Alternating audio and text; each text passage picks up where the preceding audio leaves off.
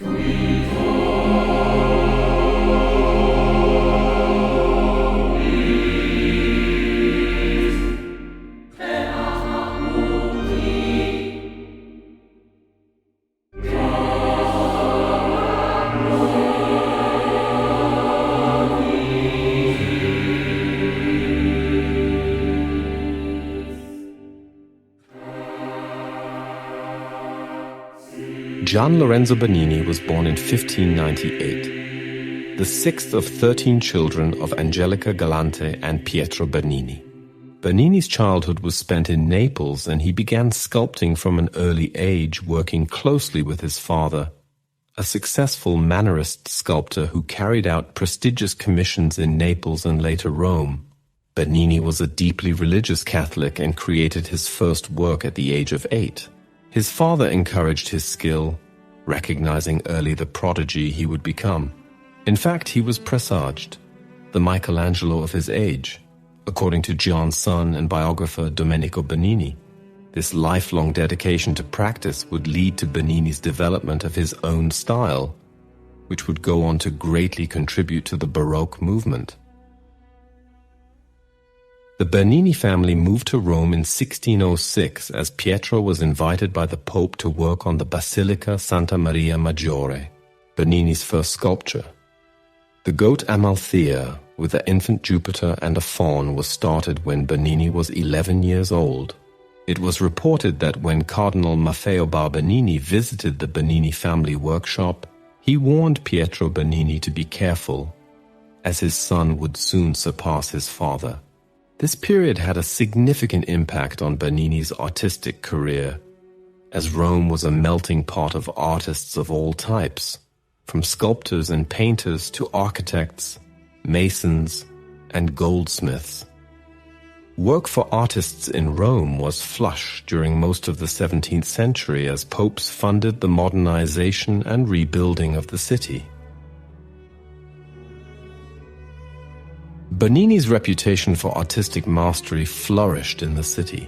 Cardinal Scipione Borghese told his uncle, Pope Paul V, about Bernini's work, which led to his employment by a succession of 6 popes, a role held by Michelangelo before him. This established him within a solid career that would continue for life. Pope Urban V reportedly said to him, "You are made for Rome, and Rome for you."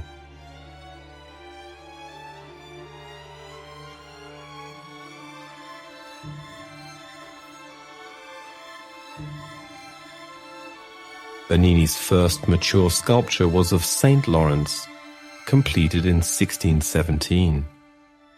It was described as an act of pious devotion to his patron saint and showcased the importance of religion and the theme of devotion, which continued throughout his artistic career. From 1618 to 1625, Bernini worked prolifically, creating masterpieces such as the Rape of Proserpina, David and Apollo, and Daphne. Alongside these large-scale sculptures, Bernini also created portrait busts, capturing what is now described as a speaking likeness, or the capturing of a person in action or at the point of uttering words. He said that the white marble has to assume the likeness of a person. It has to have color, spirit, and life, which made his busts differ from more traditional forms and paved the way for a new style. In 1629, Bernini became the chief architect of the Fabric di San Pietro, the institution responsible for maintaining St. Peter's Basilica. In August of the same year, Bernini's father died, but Bernini still produced, solidifying his period of dominance in Rome.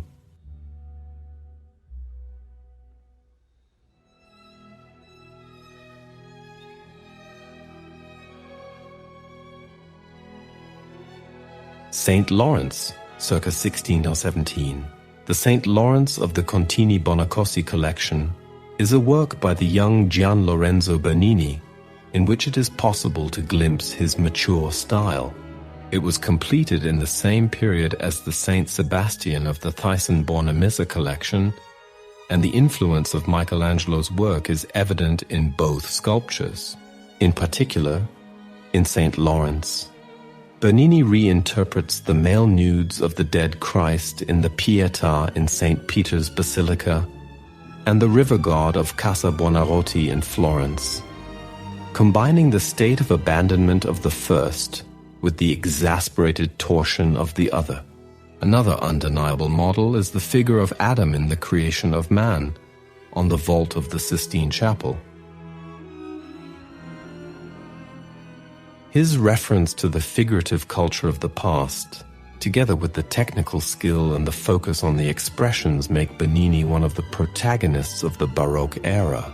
In the sculptor's biography, his son Domenico says that during the realization of this sculpture, in order to depict the saint's expression of pain on the rack, he stood bare-legged on one leg near smoldering ashes and thus experienced the martyrdom of the saint, while using a mirror and a pencil to draw the painful expression of his face, and observed the various effects that his own flesh underwent as a result of the heat of the flames. Vita del Cavalier Gio. Lorenzo Bernini, 1713.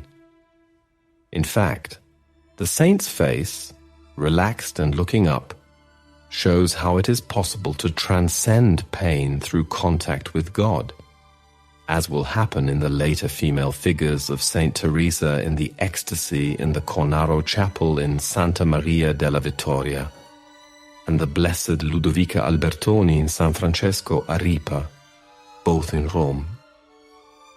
At the base of the sculpture is a refined table in carved wood in the shape of a tree wrapped in flames, probably made from a drawing by the sculptor himself.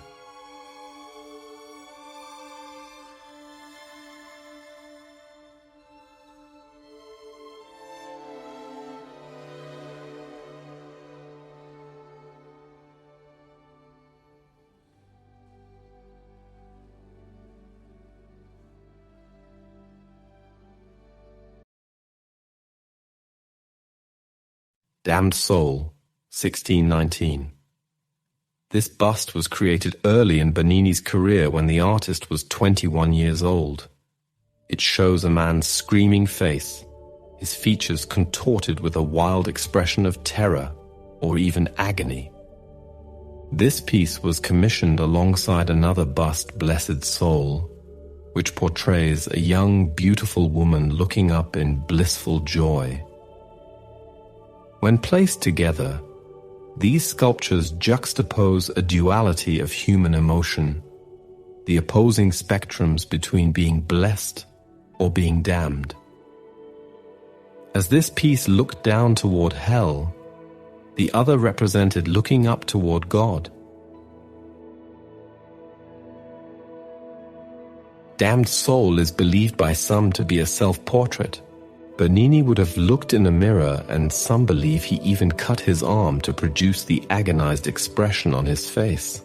Although produced early in Bernini's career, these works brought together many elements that would remain present in all of Bernini's future works, such as religious salvation, intense human emotion, and technical skill in sensual depictions of the human body. This dramatic depiction of the flesh was also new in art, contrasting to previous Mannerist styles, which often attempted to recreate ancient Roman and Greek traditions. In contrast to this, Bernini and other Baroque artists like Caravaggio and Rubens paved the way for a new way of depicting the human body with a new focus on sensuality.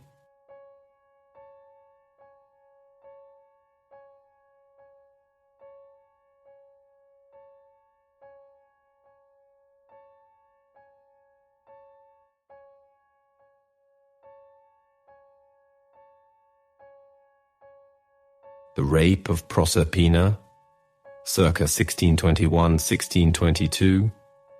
This sculpture depicts a story from Ovid's Metamorphoses, in which Pluto falls in love with the goddess Proserpina and abducts her, taking her to the underworld where he reigns as king. Pluto is shown with a regal crown and scepter, while the three-headed dog, Cerberus, is behind, ensuring no one interferes. Pluto grabs Proserpina around the waist and thigh while she struggles to escape. She is pushing away his head while her other arm reaches out with helpless abandon. In this work, Bernini shows his fascination with depicting scenes in dramatic mid-action, inviting the viewer to witness the piece and become fully absorbed. His son Domenico described it as an amazing contrast of tenderness and cruelty, seen in the details of Pluto's fingers pressing into Proserpina's thigh, creating an extraordinary illusion as the hard and cold marble seems soft and delicate in contrast with the violence. Art historian Daniele Pinton points out that the work is characteristic of Bernini's sculpture in depicting not a figure, but an event. Bernini attempts to freeze a moment in time, and the action is suspended in the midst of the drama. His work was also often created with the purpose of being shown in the round in a large space, so that people could walk around it and encounter it through various perspectives. This was highly innovative for the time and infused a breath of fresh air into the genre. This work is now seen as a Baroque masterpiece and has been referenced by contemporary artists such as Jeff Koons, who recreated a stainless steel sculpture in its likeness.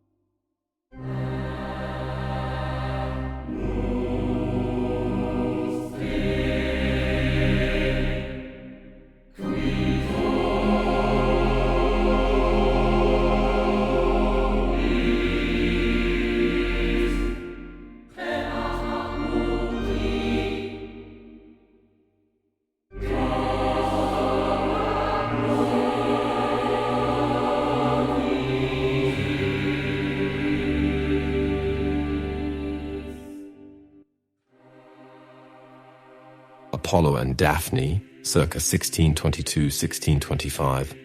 Apollo and Daphne was completed when Bernini was 27 and is similar to his The Rape of Proserpina, as it shows a moment of violence. It depicts the instance from Ovid's Metamorphoses, in which Apollo, the god of light and poetry, is pricked with one of Cupid's arrows, causing him to fall madly in love with river nymph Daphne. Daphne was devoted to the goddess Diana and had pledged to remain a virgin for life. So when Apollo pursues her, she calls to the river god for help. This sculpture shows the climax of the story when she is aided by the gods and is transformed into a laurel tree to avoid Apollo's capture.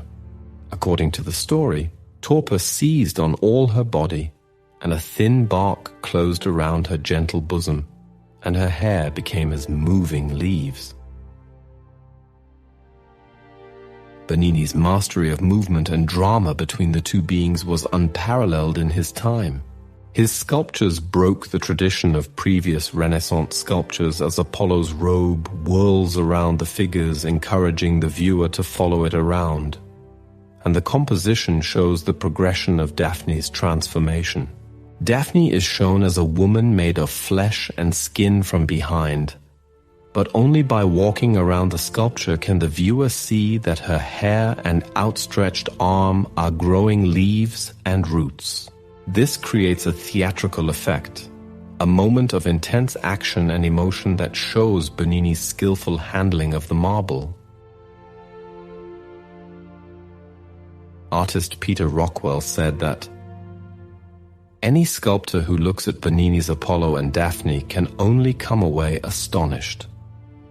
His technical skill and innovation has inspired countless modern artists, such as Ian Hamilton Finlay, who drew directly from this sculpture in his work of the same name.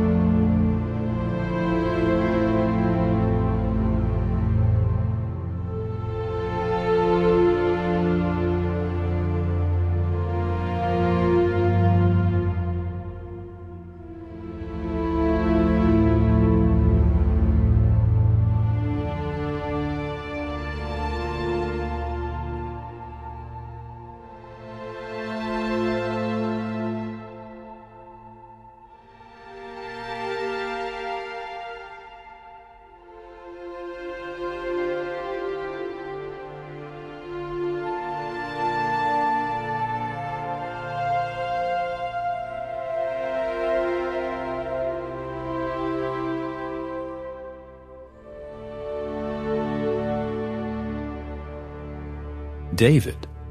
Circa 1623-1624, Bernini's Sculptor of David depicts the biblical moment just before the young man threw the stone that slew the giant Goliath, an action that would make him king.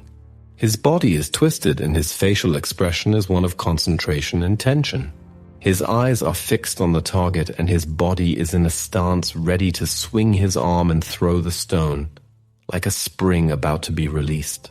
Armor lies at his feet, referring to the Bible text, which states that David removed his armor to allow him freer movement, reflecting his complete trust in God's aid.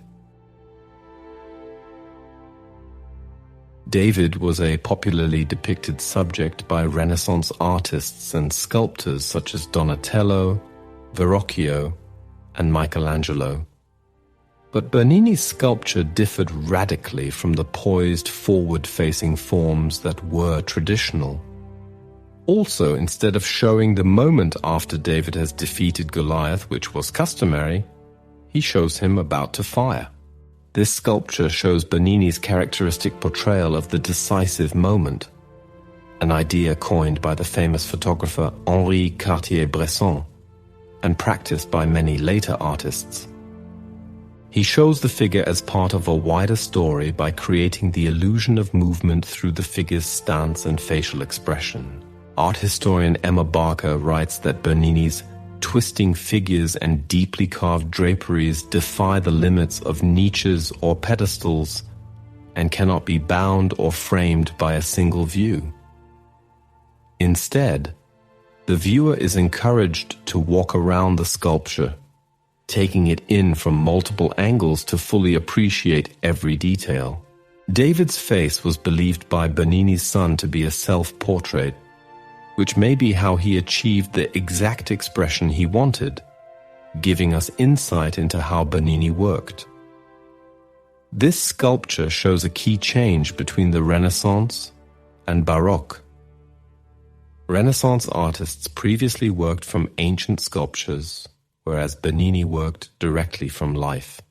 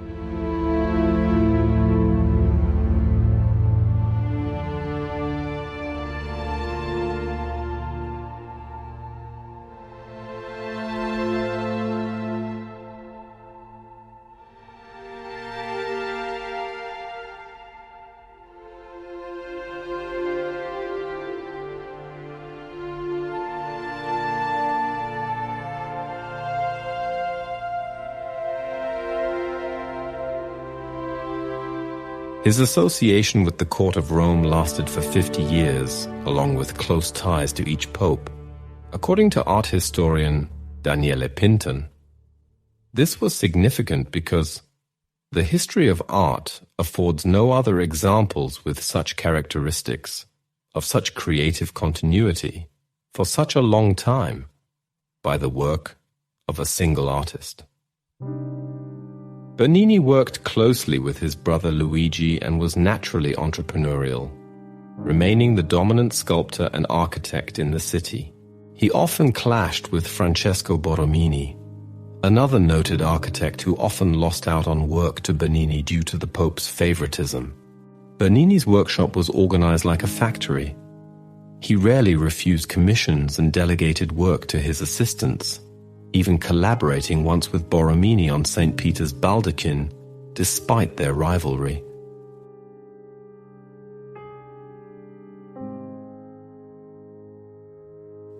Bernini had an affair with his assistant Matteo Bonarelli's wife Costanza, during which he created a bust of her. This pioneered a new era in European sculpture, as busts were usually formal portraits reserved for tombs, and had not been used for informal portraits since ancient Rome. The bust expressed the desire and intimacy between Costanza and Bernini, which would eventually end in scandal. Bernini was known to have a short temper, and when he found out that Costanza was having an affair with his brother Luigi, he went after him in rage, beating him almost to death, then ordered a servant to slash Costanza's face. This was a great scandal in Rome at the time, yet due to his position as the Pope's friend, Bernini was not punished. Instead, he was ordered to marry, and thus pursued an arranged marriage with Caterina Tezio in 1639.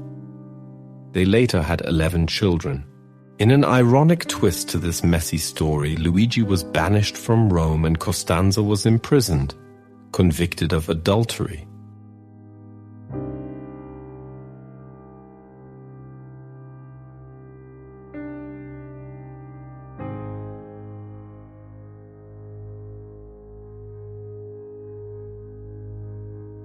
Portrait bust of Costanza Bonarelli, circa 1636-1637. This is one of many portrait busts by Bernini, yet it is unique because it was not a commission.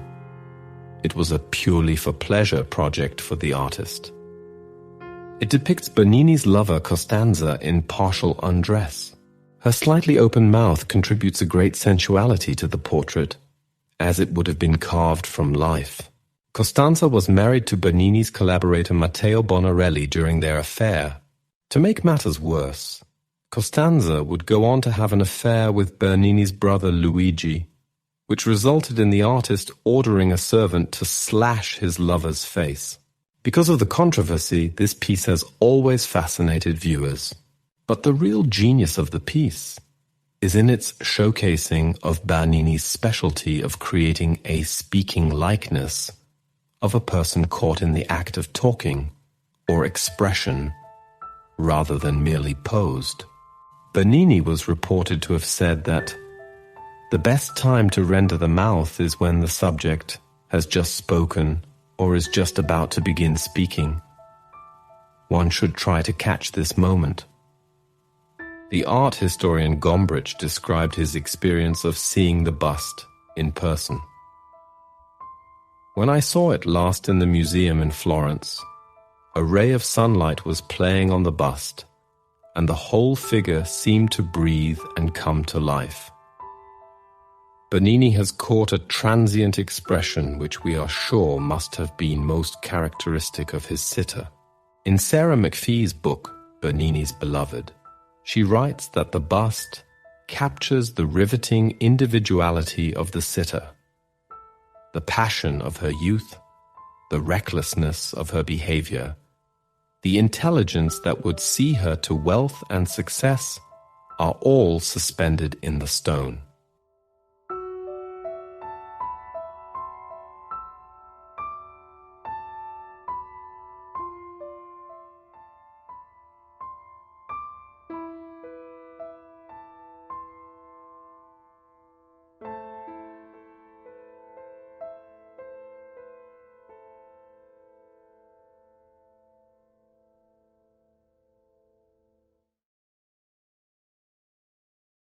During Pope Alexander VII Pontificate, 1655–1667, Bernini attempted to transform Rome through a costly urban planning project, He managed to recreate the glory of Rome that had begun in the 15th century, and he focused on architecture, including the piazza leading to St. Peter's.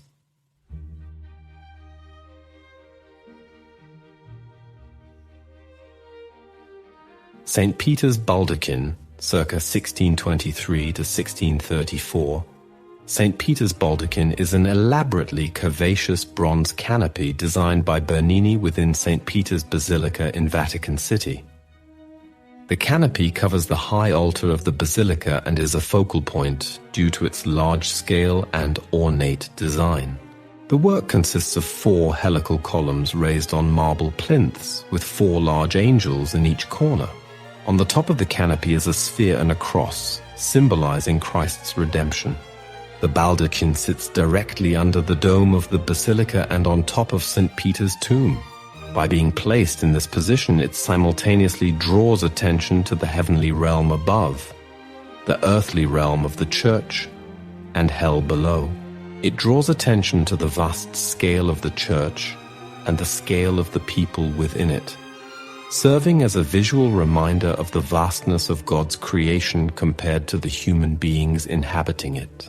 Baldachin was a collaborative work. His rival Francesco Borromini, his father Pietro, his brother Luigi, and other artists who contributed to the decorative elements assisted Bernini. This project sealed the artist's status as Rome's most prominent sculptor, and the fact that this piece was encompassed inside a Michelangelo-designed dome solidified that career validation.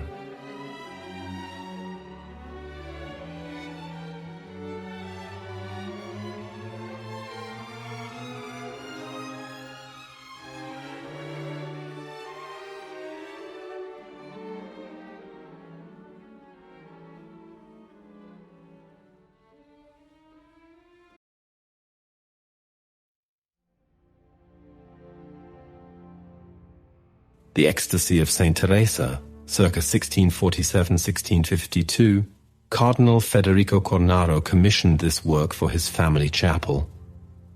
In it, we see the Spanish nun and mystic Saint Teresa of Avila.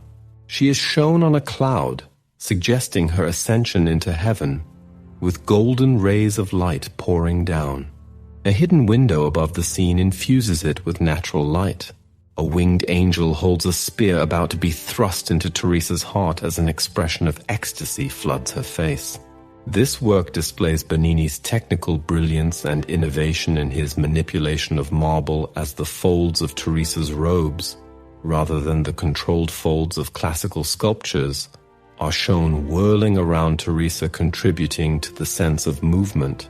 Bernini drew from Teresa's own famous account about her religious experience after the spear pierced her heart. Leaving me all on fire with a wondrous love for God. The pain was so great that it caused me to utter several moans. And yet so exceedingly sweet is this greatest of pains that it is impossible to desire to be rid of it, or for the soul to be content with less than God. The ecstasy described in St. Teresa's writing has fascinated viewers, and there has been disagreement over whether the sculpture depicts a sexual experience. Some scholars deny that this could have been Bernini's intention at the time. However, the sensual depictions are faithful to Teresa's own account. Peterson argues that to see Teresa as an erotic figure limits her severely. Her entire being is consumed by a divine passion which possesses body, mind, and soul at the same moment. Bernini depicts not just a spiritual ecstasy, but also a physical ecstasy that is the result of divine intervention. This work is one of Bernini's most unique, as it is a complex ensemble of sculpture, painting, decoration, architecture, and light, creating a unified whole. The Cornaro family is also present, their sculptures looking onto the scene from the side, creating a further theatrical effect. Art historian Robert Peterson writes that the chapel achieves a single overpowering effect from the heavenly area at the top through the saintly and the mundane, including us, down to the zone of death at the bottom. The work can be seen as over-theatrical, but Gombrich argues that the artist deliberately cast aside tradition and depicted a moment of heightened emotion that had previously not been attempted by artists. This became a key feature of the Baroque period that was also present in works by Caravaggio, Rubens, and Velázquez.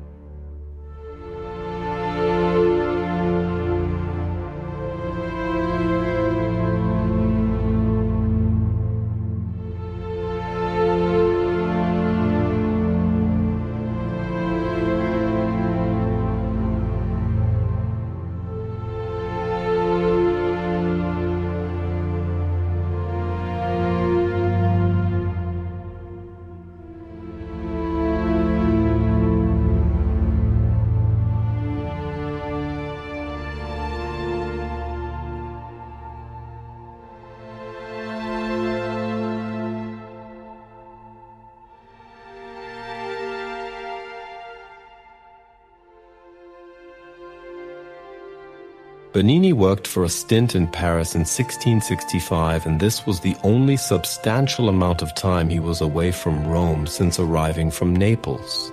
He became a popular figure while in France, even being recognized as he walked Parisian streets. King Louis XIV had invited Bernini and other Italian architects to work on the Louvre Palace, but Bernini's designs were rejected. He was open about his dislike for French culture and art, making it difficult to gain further commissions in Paris, and Bernini's only artwork that remains from this time is a bust of King Louis XIV. After returning to Rome, Bernini created an equestrian statue of Louis XIV, but when it was delivered to Paris, Louis XIV was unhappy with it and had the head replaced.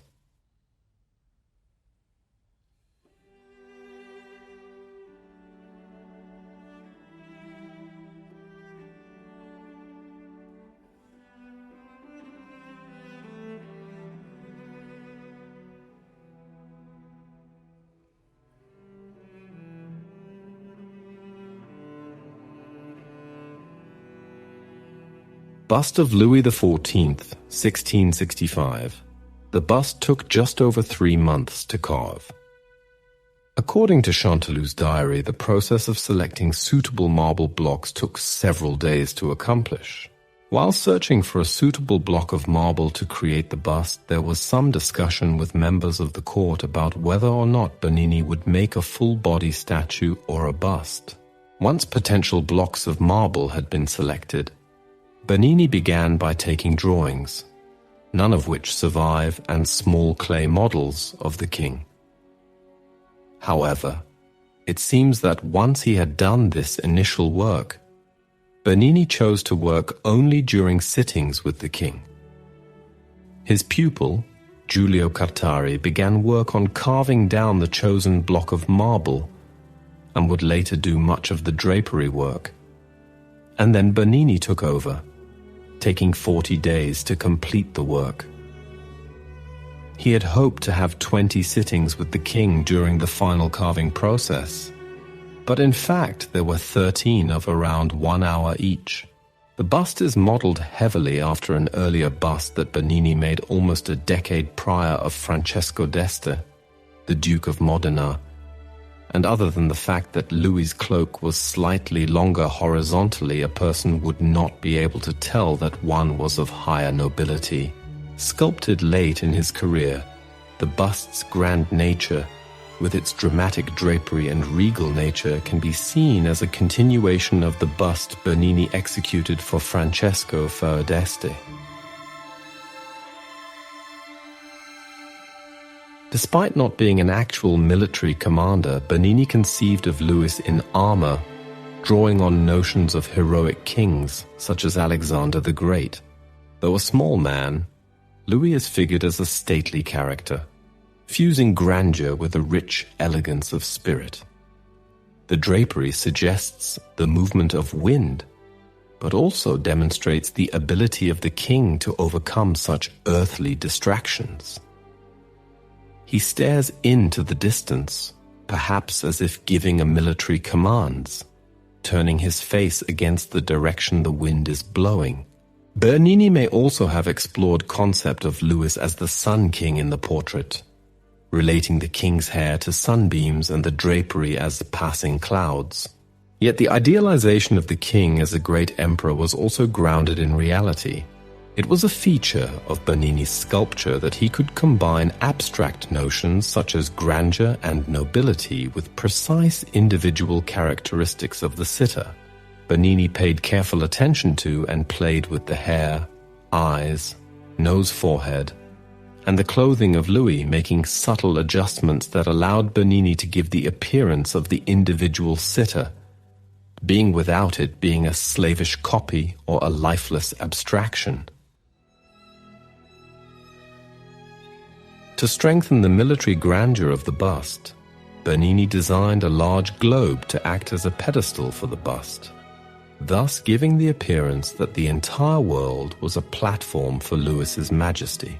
Bernini also intended such a pedestal to raise the overall height of the artwork, so that the artwork would sit above and be out of touch of the spectator. However, this was never completed, and the bust was moved from its position in the Louvre Palace to the Palace of Versailles in 1680s, where it still remains now.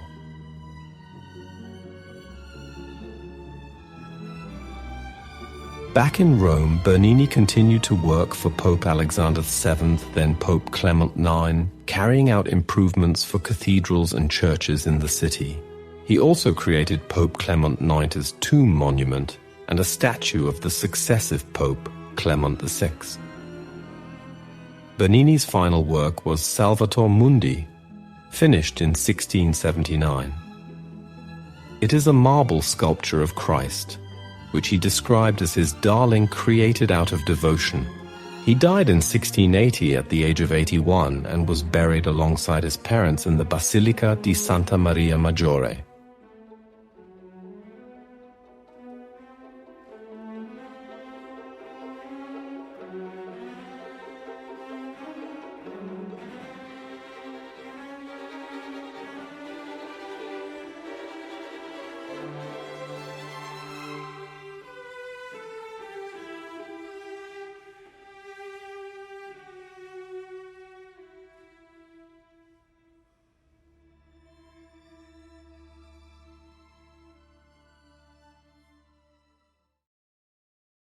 When Bernini was alive, his work was admired for its innovative presentation of sculpture in new ways, pioneering a new era in European sculpture that became synonymous with the Baroque movement.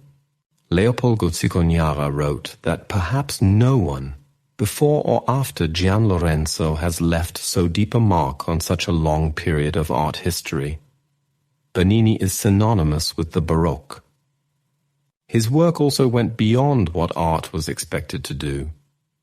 His work was designed to affect viewers with all the senses and could aid religious experiences, not just on a rational level, but also on an emotional one.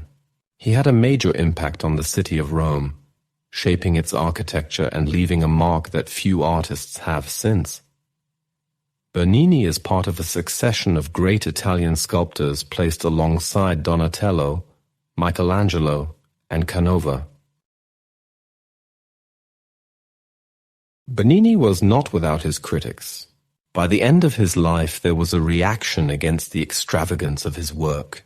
Scholars like Johann Winckelmann believed art should appeal to the mind, whereas Bernini's art appealed excessively to the senses. In fact, Baroque was initially deemed a derogatory term in regards to the theatrical nature of Bernini's and other artists' work. However, by the end of the 19th and early 20th centuries, art historians began re-evaluating Bernini's work, writing about the Baroque movement positively, and in the last few decades there have been multiple exhibitions of Bernini's work. placing him as the indisputable father of Baroque sculpture. Bernini also had a significant impact on future artists, as his focus on sensuality, the flesh, and the human body paved the way for many innovators. In particular, the German Expressionists were highly influenced by Bernini and Baroque art due to their focus on the human experience and intense emotion. Contemporary artists have also referenced Bernini's work, such as Ian Hamilton Finlay and Jeff Koons. His technical expertise continues to be studied, and his insistence that beauty should be found in observing nature instead of studying classical statues or Renaissance paintings was a move away from the traditional approach to making art, which continued to be practiced long after his death.